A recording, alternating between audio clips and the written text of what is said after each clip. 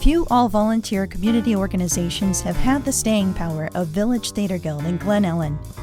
It all started in 1962, with a group of theater artists unofficially meeting through the Newcomers Club, and they incorporated the theater Village Theater Guild Limited in 1963. It started as 14 members and quickly grew to over 100 members. The first play was a children's play and performed at Glenbard West. Within a few years, VTG took over a one-room schoolhouse near the corner of Park and Butterfield, where it has been to this day. Since 1963, Village Theater Guild has produced 3 to 5 productions a year, presented cabarets, hosted visiting artists, and held the Kids on Stage program in the summer for area children K through 12. Village Theater Guild is an intimate space with infinite possibilities. To what does Village Theater Guild owe its longevity? Definitively, it would be the people who have embraced this theater as their community, an outlet for their passion for theater, and as the source of many lifelong friendships. This is the first in a series of short videos where lifetime and longtime members reminisce and speak in their own words about what Village Theater Guild has meant to them. I'm Maggie Fredricks, and I have been with Village Theater Guild since I believe it was 1978 is when I joined. Hi, my name is Carla Mutone, and apparently I've been a longtime member since 2006. Oh my gosh. This is Karen Bronson. I was in Nonsense. That was my first show. I think that was like 1998. The next show, it was 2000, which was Memory of Water. From 2000 on, I've continued to either be in a show or work on a show. Hi, this is Holly Van Horn. I've been a member for 46 years.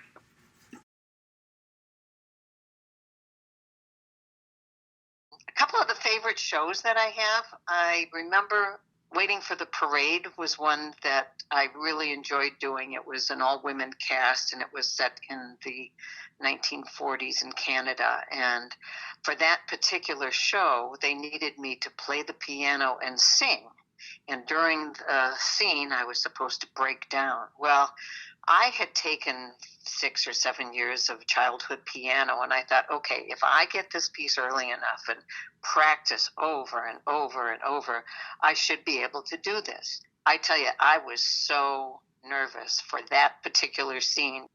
That particular show was a real challenge, but also a real reward for me because I actually made it through all of the performances. And if I messed up on the piano, it really didn't matter because I was going through a breakdown anyway. But I do remember that very much. And the cast that was in that, I'm doing this from memory, Annette Kolazinski, Kay Schmidt, Sue Keenan, and Holly Van Horn, and I think it was Sue Bruck. And I have a very funny story with Apartment 3A. It is where I actually learned what a showstopper was. So the show was directed by Lisa Dolnix and produced by Dave Dolnix. I was working with Tom Coppola, Greg Dvorak, Peter Lemongelli, and Chris Brizzini. So at the end of the show, Tom and I are standing on stage looking at each other in a very serious moment, and Chris Brizzini comes in and says one line and completely stops the show with the audience laughing for at least a minute and a half. And that line was, "Could you play the Bear Show again?" And Tom and I would sit there and we'd be like, we worked our ass off this whole show, and he comes in one line and that's it, brings the house down. And that was one of the best ensemble shows, and it was fabulous fun. Well, again, we go back to Memory of Water. Patricia True was playing our younger sister. The character was just very outgoing and off the wall kind of, she'd get high and stuff. And we were there for our mother's funeral. And the end of the play is when we're getting ready to get together to go out to the funeral. And she comes out in a skirt, and her line is this too short? Do you think it's too short? And a lady in the front row, and VTG is not a big theater, an older woman in the front row said out loud, "Yes, It is. You're like, oh, okay, well, thank you for letting us know.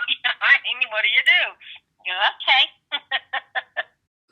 I've been involved in lots of wonderful shows, and I think I'm just going to pick one, and that one is Pippin, 1982. And the reason this show is so special to me is because of the time of year that it was performed. It was in our January slot and was one of the coldest in history. We rehearsed in December and January during the shortest days of the year. It was dark, and yet the play was filled with imagery of light. It was wonderful to go to the theater and put on this beautiful allegory of the hero's journey. Our Sunday dress rehearsal was done on a day with 20 below temps and a strong wind, making the wind chill minus 65. I was on the prop committee, and one of my duties was to collect everyone's car keys at intermission and start everyone's car because we were so afraid that they wouldn't start when it was time to go home.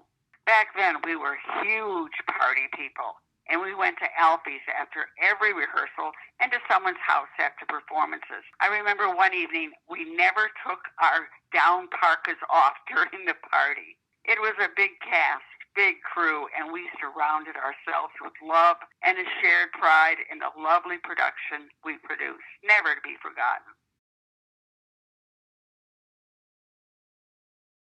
Yeah, I mean, throughout all the shows there's always been something special in each show, I think, that makes you keep going, I want to do this again. So the one thing I really want to let VTG know is, having moved to Virginia, I have learned that you guys have a great organization. You have a great team in place. You do fabulous work. And I share stories constantly with the community theaters in Virginia and say, really, you need to consider taking best practices from Village Theater Guild in Glen Ellen, Illinois. But I joined VTG because I wanted to be part of the theater community. I didn't want to only be on stage, but to be a working member backstage, on committees, attending meetings. I feel sad that today it seems so many people just want to act and go from one theater to another. I love the sense that I have a theater home.